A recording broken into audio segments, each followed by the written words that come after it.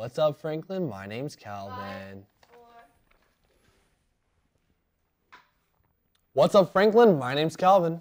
And I'm David. This week at FHS is Ally Week. Ally Week is a national youth-led effort encouraging students to be allies with the LGBT members of their community in standing against bullying, harassment, and name-calling. LGBT stands for lesbian, gay, bisexual, and transgender. During the week, there will be announcements about LGBT contributions. There is a pledge wall outside of B200 where you can pledge to stand up, be kind, and be an ally.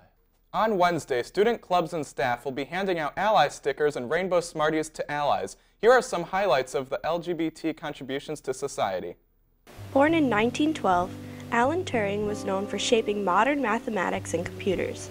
Not only did he pave the way for technological advances, but he helped defeat the German forces in World War II. His intelligence led him to discover an electromechanical device that helped decipher the German Enigma concealed signals. Turing's efforts played a pivotal role in helping the Allied forces defeat the Nazis and help shape the outcome of World War II. Sadly, when it was revealed to public officials that Turing was in a homosexual relationship, he was convicted for indecency, where he had to be chemically castrated for being gay, ultimately diminishing his well-being.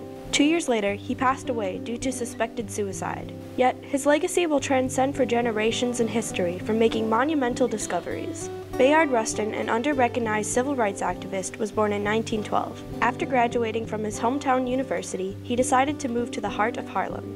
There, he got politically involved on speaking out against unjustful oppression and racism in society. Due to his powerful beliefs and actions, Rustin had been arrested multiple times. Once, it was for participating in the Freedom Rides, where civil rights protesters would travel on buses into racially segregated states. The other time was in California, where he was exposed being in a relationship with another man. Apart from his activism against rigid law enforcement, Rustin was a vital role in organizing the March on Washington, where Martin Luther King Jr. gave his well-known "I Have a Dream" speech. Due to public stigma against homosexuality, Rustin hasn't gotten exposure nor credit for his instrumental role in the civil rights movement. He remained politically active up until his death in 1987, but his principles of nonviolence, personality, and actions will forever be remembered. In January of this year, Danica Rome made history as the first openly transgender person to be elected and serve in any U.S. state legislature. Born in 1984 in Manassas, Virginia, Rome was inspired to become a journalist after her grandfather encouraged her to find knowledge of the world through reading the newspaper.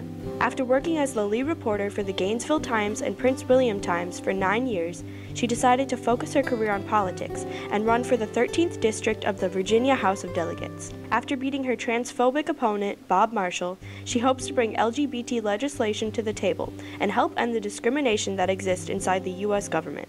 At Franklin, we've pledged to be kind and stand up to harassment. After all, LGBT rights are human rights. Choosing a book is not always easy, so we're here to help. We've brought back Saber Reads, where FHS students and staff share one of their favorite reads.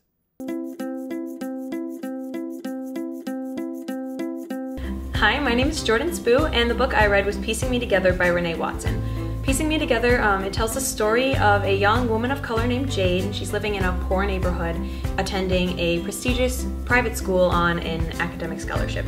So Jade is put in this mentorship program called Women to Women, and the book tells the story of her going through the program and also her learning to find herself in a place where she really doesn't fit in. I feel like this is a good book for anyone to read because it gives a really unique perspective on a lot of racial issues and also like classism. It also is something anyone can relate to because we all struggle fitting in and finding where we belong in the world. So, yeah.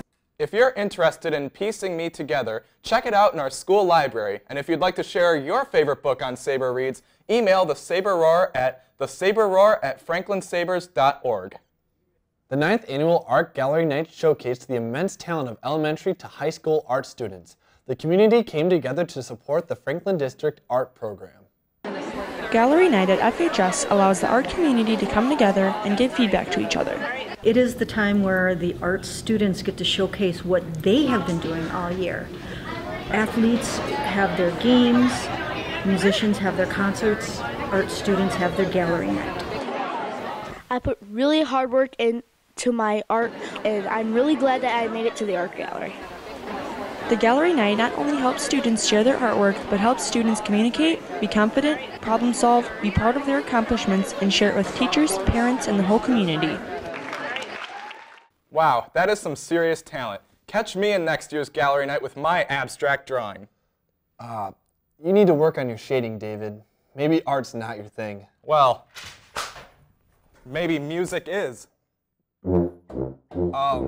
David, I think we should leave it to the professionals.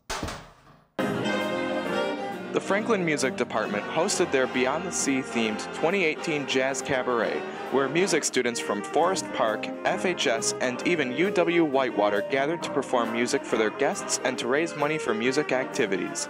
For our practice, we come in every Wednesday for Gold Block to rehearse for maybe 40 minutes.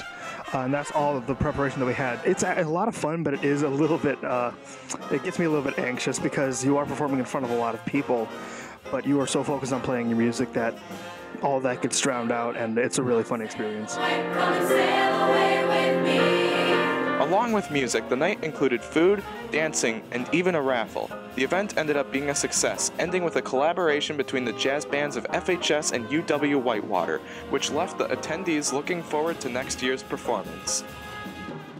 If you missed the Jazz Cabaret this year, you have another chance to see them May 24th at the Jazz Band Concert.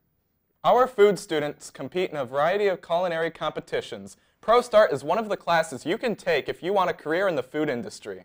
ProStart is a class that gives students the opportunity to learn about cooking and managing a restaurant by working with professionals and going to competitions. The students prepared for their first competition at Fox Valley Technical College. For the last month or so, we've been working on a chicken dish with some side dishes and evaluating them. Students had a lot of time to really kind of change recipes, know what equipment to bring, learned a lot about costing. At the competition, students had an hour to make their 2 chicken dishes, one for judges to taste and one for display. After the judges taste their dishes, they give advice and feedback on how to improve for next competition. The day ended off with the award ceremony giving the winning teams medals for their accomplishments. Recently, Mohammed Hassan, Sierra Schlicker, and Jack Bonney won first place in a sandwich relay at WCTC. Congrats to all the students who won medals at these competitions. Well, that's all the time we have this week, Franklin. Make sure to follow us on Twitter at The Saber Roar and subscribe to our YouTube channel, The Saber Roar. We'll see you next week.